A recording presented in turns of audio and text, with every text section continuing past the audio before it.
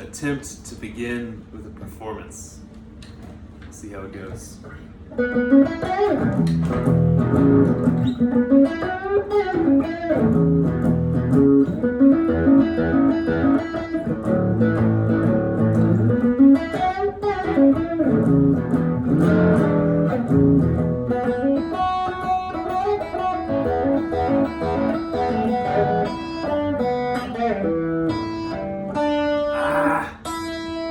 What is it?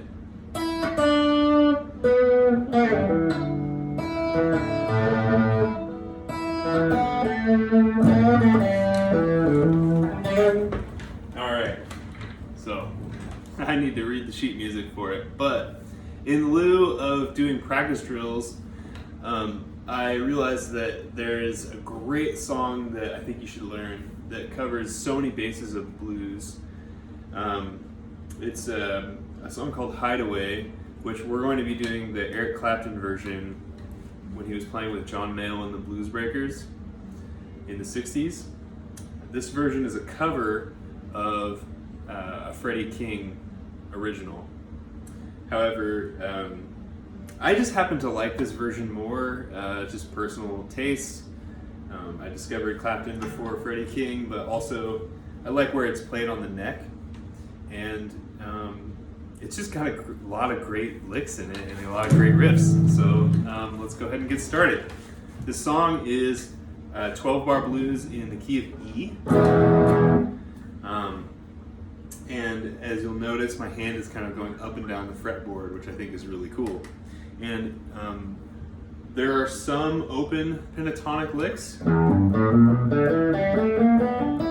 open blues licks, but a lot of it is actually played not in your typical pentatonic position, which I think is awesome, and this is going to be a great flavor for your blues playing in general. And it has more of a major sound than like a minor sound, right? Which I think is really cool and not as common with your average blues playing. So, like I said, the song is in the key of E major. Obviously, you know the open E. The other E with the root on the A string is right here, which on a Gibson SG means nothing. So I'll just tell you the frets: 7, 9, 9, 9. And one thing that you can do with this chord to kind of combine it with a scale visually is you can play a normal pentatonic scale with the root sort of the lowest notes all on the 9th fret, and you automatically get sort of like a happy version of the pentatonic, minor pentatonic scale.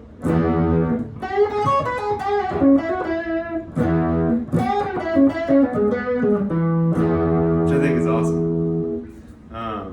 Versus, so if I were to play it, instead of this relative pentatonic scale, just play E minor pentatonic.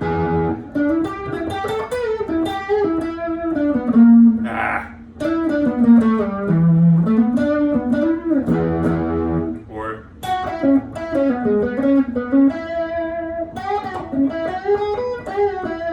you get the idea. I'm just trying to get the sound in your ear. So, and this will all have PDFs and stuff you can check out as well.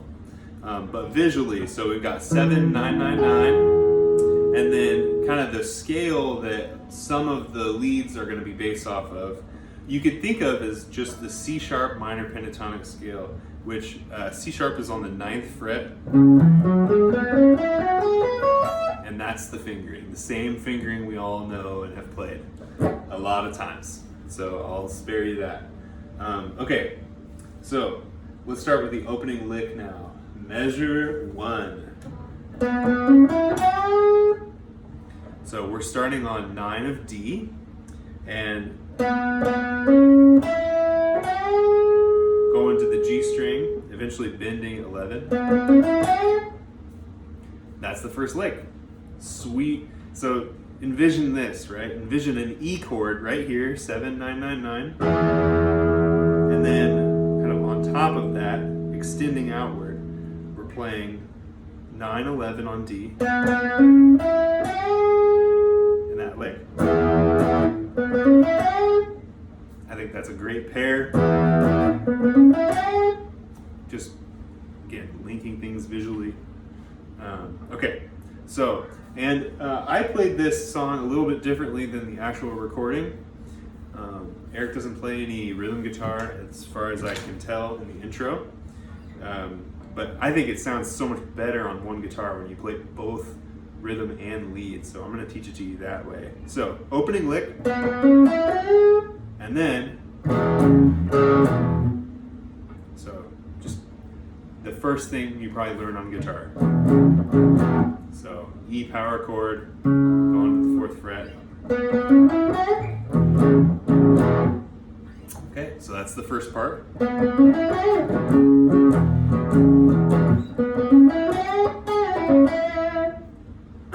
Here's the next lick. Almost identical. Same 2 strings, D and G.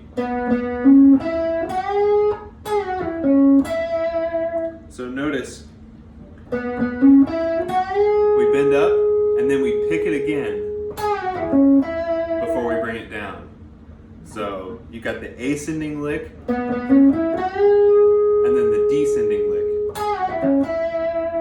So that's, I'm bringing my bend down, pulling off to 9, 11 on D, back to 9.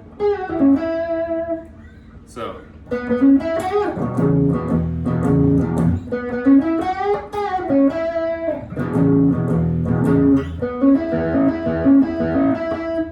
So this next part, same 2 strings, same basically group of frets. So 9, 11.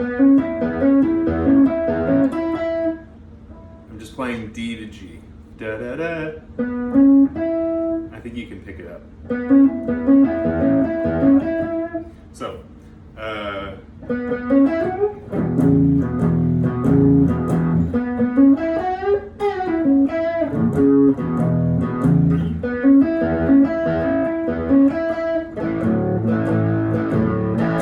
now we're switching to A.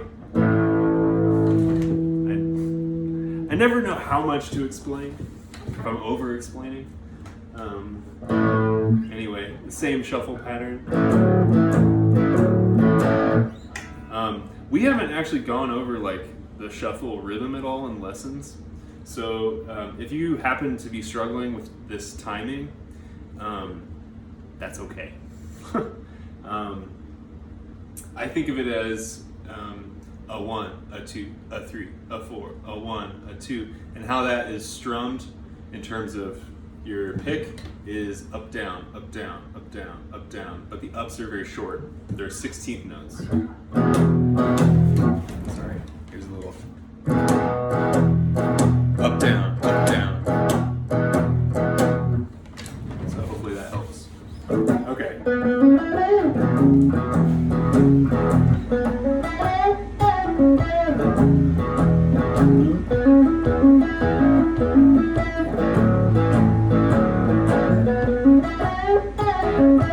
Now that's the same lick as the second lick.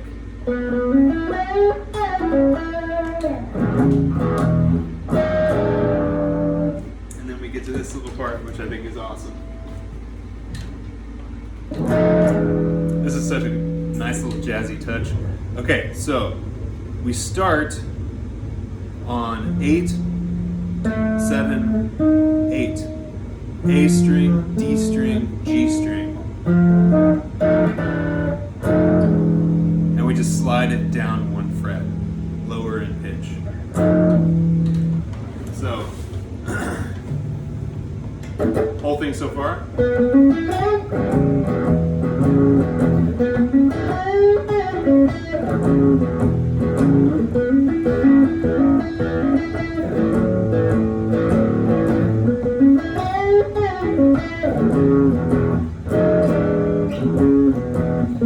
Okay, now, the ending of this is more like the Freddie King version.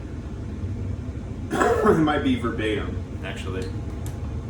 You'll notice it's the same notes, but it has quite a different tone. because it's on the B and E strings, and it uses open strings. So versus kind of this thicker, creamier, if we're talking Clapton.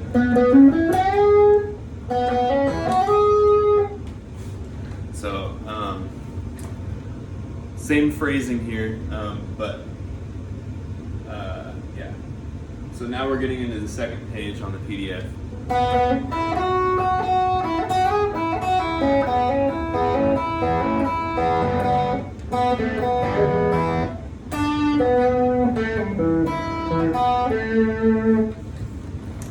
And that's the full turnaround. So what we're doing now is the turnaround lick. Okay. I'm hoping that you'll just blaze through this, to be honest. It's just great vocabulary, and it's not like crazy technically challenging, although you may have parts that you need to practice a lot. But it's more like this is a whole piece that you can play of blues guitar by yourself and have it sound full, which is cool and rare. Okay, anyway. So you'll notice I'm using my middle finger here. That's just my preference. I like to use my middle finger more often in the open position. I find that I'm more easily can use the other strings open if I'm fretting notes with my middle finger. It's just easier to kind of get that vertical where I'm not slanted just over the strings. There's more margin for error. Okay, so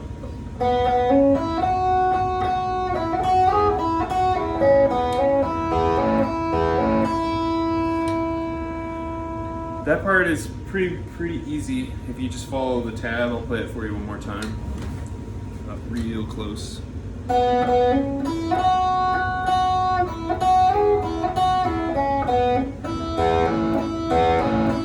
next part is a little weird. It's in terms of just getting the logic from the tab.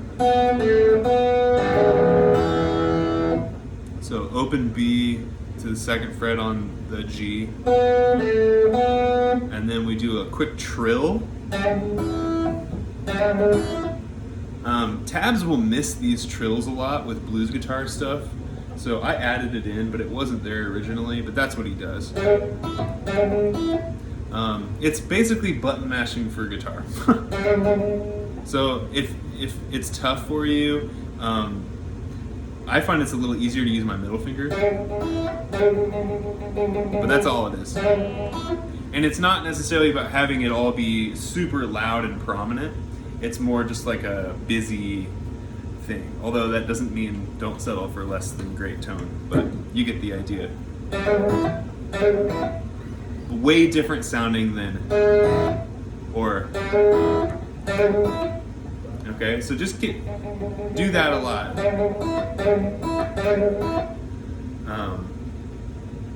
I think generally twice da-da-da we'll do it, but that's the idea with that. Okay, so the last part of that again.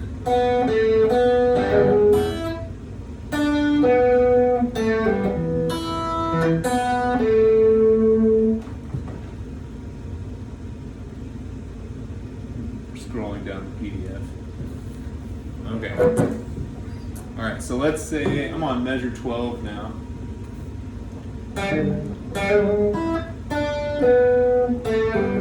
You can do a pull off on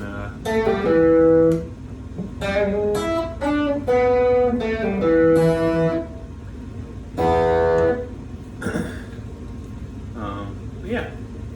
And then this kind of crosses over into the next 12 bars as well, in terms of the licks. The very tail end of measure 13 is actually just another lick to kind of reset everything. Which, that hammer-on could also be a trill. If you want it to be. Okay, so. That'll probably take a while to work on. That's probably the toughest part so far. Okay. So,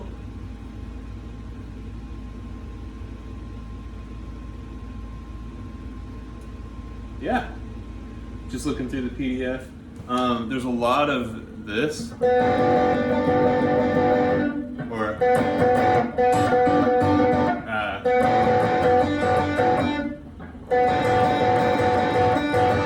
the way that that's played. This is in the next 12 bars. The way that that's played is with alternate picking. So the 4-3. What you do is you down pick the 4 individually, and then you up pick both of them.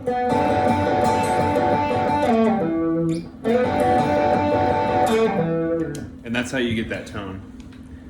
At least that's the best way that I've found. There's other ways to do it. Hybrid picking it is also really cool. So using your middle finger to grab the 3 on the B. I like that a lot too. Kind of reminds me of like a harmonica almost. It's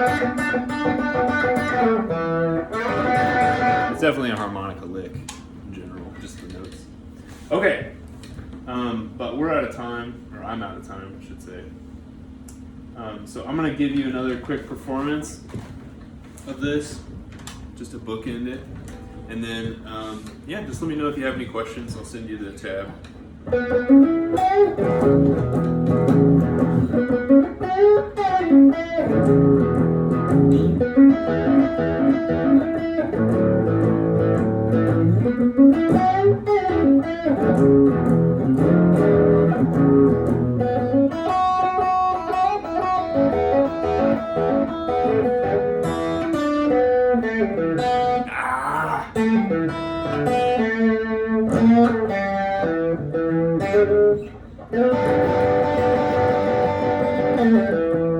I don't know about that last part. Yeah. Anyway, that's it. Cool. So, Hideaway, John Mayall and the Blues Breakers, 1966, I think, 1965, perhaps even. Eric Clapton on lead guitar, playing a Gibson ES-335 into a Marshall Blues Breaker, and that's all. All right. Bye.